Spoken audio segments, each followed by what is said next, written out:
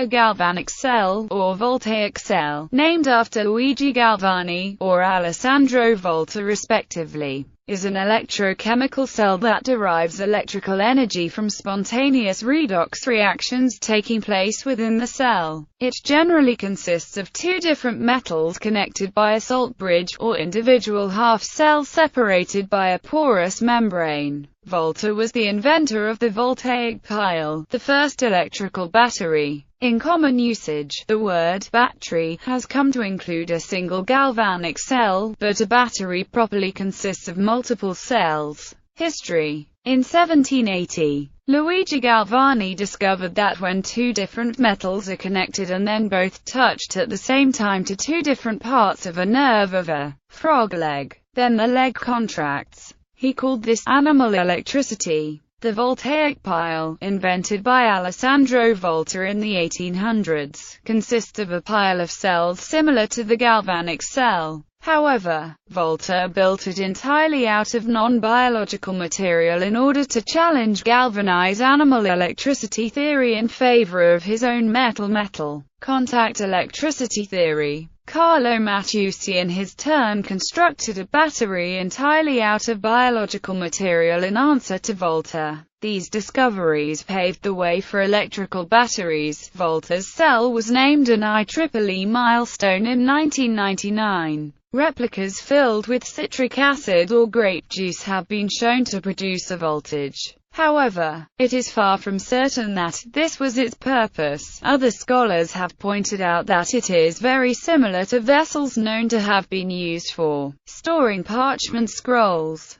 Description. In its simplest form, a half-cell consists of a solid metal that is submerged in a solution. The solution contains cations of the electrode metal and anions to balance the charge of the cations. In essence, a half-cell contains a metal in two oxidation states. Inside an isolated half-cell, there is an oxidation-reduction reaction that is in chemical equilibrium, a condition written symbolically as follows. Mn++ Ni minus Ma. Galvanic cell consists of two half-cells, such that the electrode of one half-cell is composed of metal A, and the electrode of the other half-cell is composed of metal B. The redox reactions for the two separate half-cells are thus N++ Ni minus Abm++ Mu minus B in general. Then, these two metals can react with each other. Ma plus Nbm plus Nb plus Mn plus. In other words, the metal atoms of one half-cell are able to induce reduction of the metal cations of the other half-cell. Conversely stated,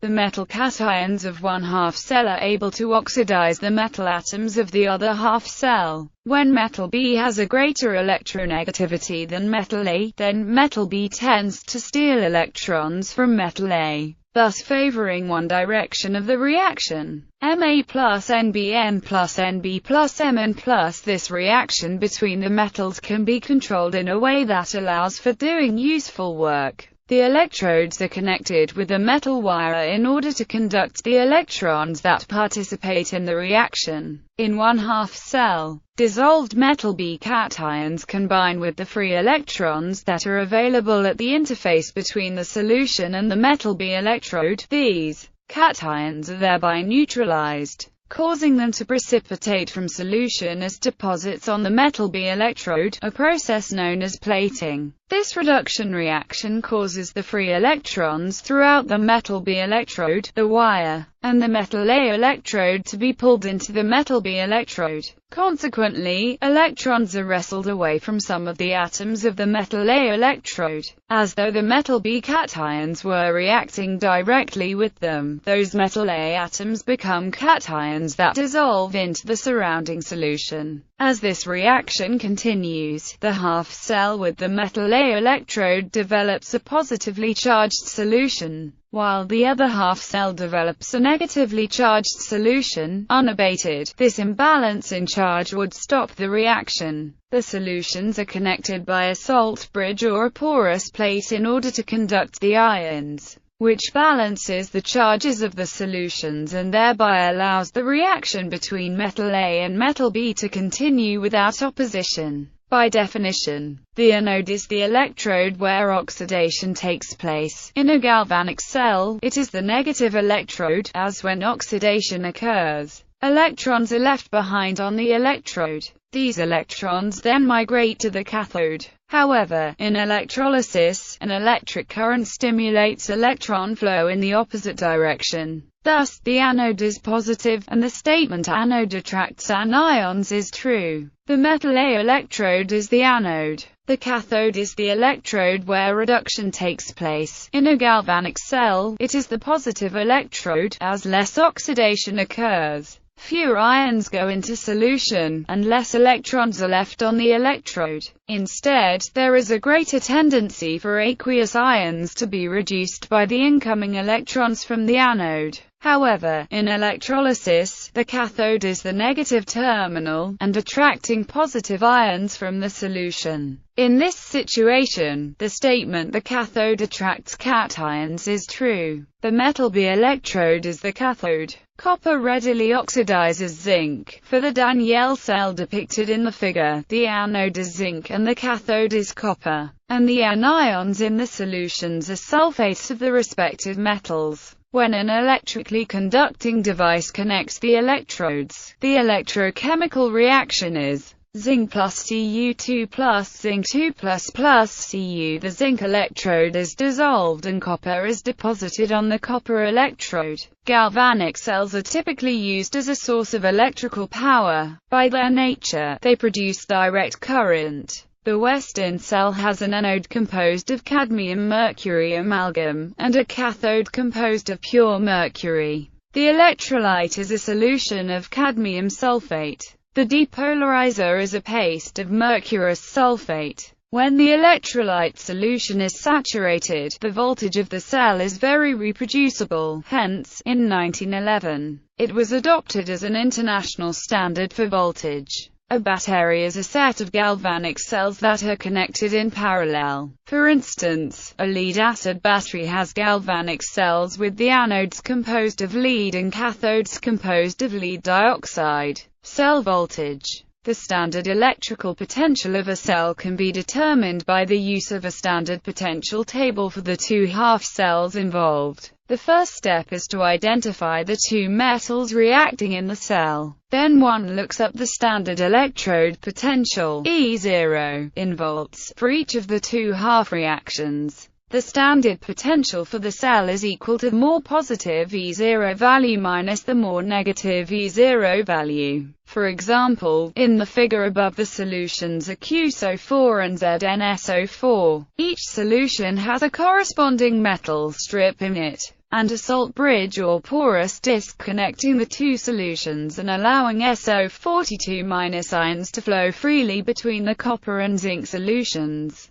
In order to calculate the standard potential, one looks up copper and zinc's half reactions and finds Cu2 plus 2e minus Cu. I0 equals plus 0.34 V zinc 2 plus 2e minus zinc. I0 equals minus 0.76 V. Thus the overall reaction is Cu2 plus zinc Cu plus zinc 2 plus. The standard potential for the reaction is then plus 0.34 V minus equals 1.10 V. The polarity of the cell is determined as follows. Zinc metal is more strongly reducing than copper metal. Equivalently, the standard potential for zinc is more negative than that of copper. Thus, zinc metal will lose electrons to copper ions and develop a positive electrical charge. The equilibrium constant, K, for the cell is given by where F is the Faraday constant, R is the gas constant and T is the temperature in kelvins.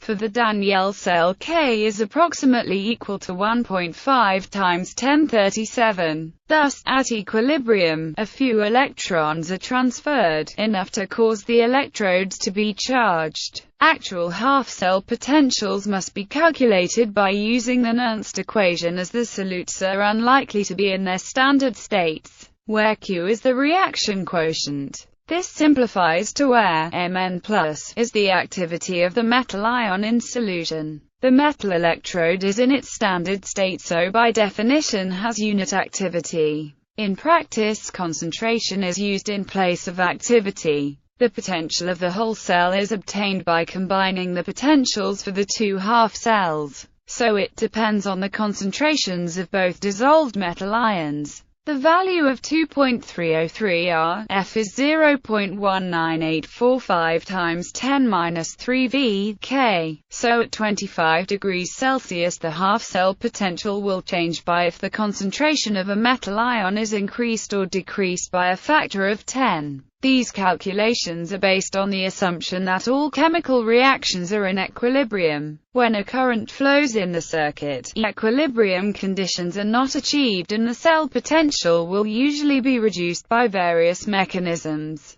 such as the development of overpotentials. Also, since chemical reactions occur when the cell is producing power, the electrolyte concentrations change and the cell voltage is reduced. A consequence of the temperature dependency of standard potentials is that the voltage produced by a galvanic cell is also temperature dependent. Galvanic corrosion. Galvanic corrosion is a process that degrades metals electrochemically. This corrosion occurs when two dissimilar metals are placed in contact with each other in the presence of an electrolyte, such as salt water, forming a galvanic cell. A cell can also be formed if the same metal is exposed to two different concentrations of electrolyte. The resulting electrochemical potential then develops an electric current that electrolytically dissolves the less noble material. Cell types: concentration cell, electrolytic cell, electrochemical cell, lemon battery, thermogalvanic cell.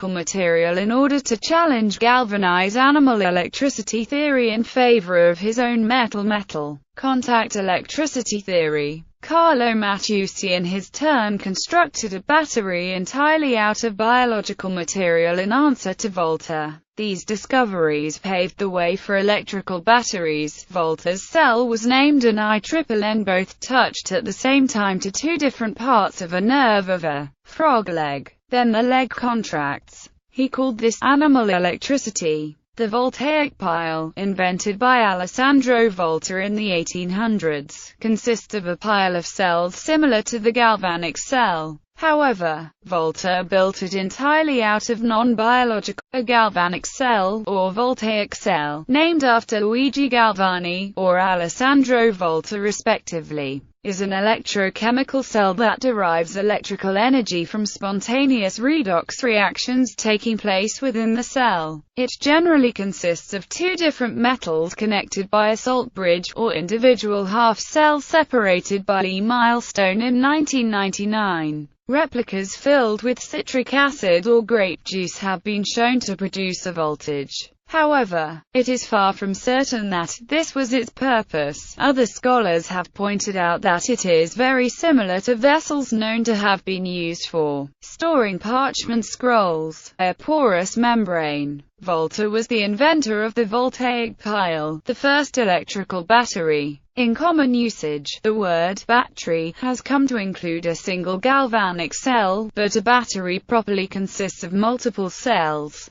History. In 1780, Luigi Galvani discovered that when two different metals are connected and